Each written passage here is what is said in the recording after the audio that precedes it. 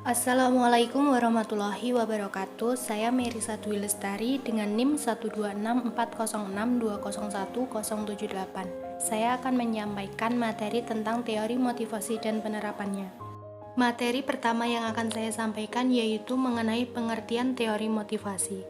Pengertian teori motivasi. Motivasi adalah sebuah dorongan, hasrat, ataupun minat yang begitu besar dari dalam diri untuk mencapai suatu keinginan, cita-cita, dan tujuan tertentu. Adanya motivasi akan membuat individu berusaha sekuat tenaga untuk mencapai yang diinginkannya.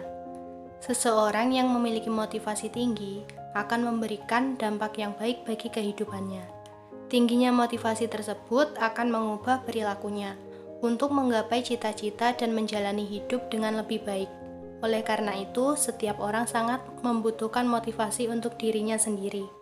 Hal ini agar Anda tidak mudah putus asa dan merasa down, serta dengan cepat bangkit saat mengalami kegagalan. Teori motivasi terbagi menjadi 4 jenis, yaitu yang pertama, teori Maslow.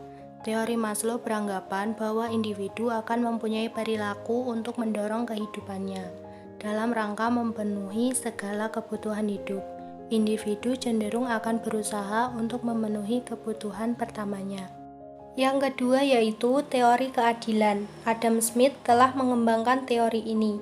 Ia mengemukakan bahwa dalam teori temuannya ini terdapat 4 komponen utama, yaitu outcome, input, equity and equity, dan comparison person. Outcome berarti segala sesuatu yang menghasilkan, contohnya adalah upah, bonus ataupun promosi jabatan. Maka biasanya seseorang akan termotivasi untuk mendapatkan outcome tersebut. Yang ketiga yaitu teori harapan. Seperti namanya, teori ini dikembangkan berdasarkan harapan-harapan individu untuk mencapai segala sesuatu yang diinginkan. Sehingga individu yang memiliki harapan pasti akan bekerja keras untuk mewujudkannya. Yang keempat yaitu teori motivasi prestasi. Teori ini ditemukan dan dikembangkan oleh Hasibuan. Ia mengemukakan bahwa di dalam diri seseorang karyawan pastilah memiliki energi potensial-potensial. Energi potensial tersebut dapat dikeluarkan oleh setiap individu berdasarkan besarnya dorongan yang ada di dalam dirinya, sehingga energi tersebut dapat menghasilkan harapan, prestasi, juga keberhasilan dalam menjalani pekerjaan. Selanjutnya ada faktor-faktor yang mempengaruhi motivasi. Yang pertama ada faktor pemuas. Faktor pemuas atau disebut juga dengan satisfier merupakan faktor yang berasal dari dalam diri sendiri. Oleh karena itu, faktor pemuas juga bisa disebut sebagai intrinsic motivation. Hal-hal yang dapat mempengaruhi faktor pemuas adalah sebagai berikut: achievement, responsibility, dan kepuasan kerja. Yang kedua, faktor pemelihara.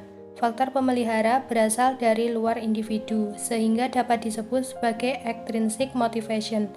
Extrinsic motivasi dipengaruhi oleh individu lain ataupun hal lain yang di luar individu tersebut. Dalam teori motivasi ada juga penerapan motivasi dalam perilaku organisasi. Saya di sini memilih penerapan motivasi kompetensi. Motivasi kompetensi atau competence motivation adalah dorongan untuk mencapai keunggulan kerja, meningkatkan keterampilan pemecahan masalah, dan berusaha keras untuk inovatif.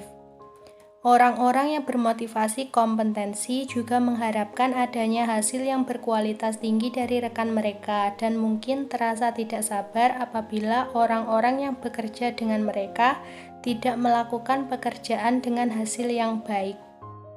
Itu saja materi yang dapat saya sampaikan mengenai teori motivasi dan penerapannya. Sekian, terima kasih. Wassalamualaikum warahmatullahi wabarakatuh.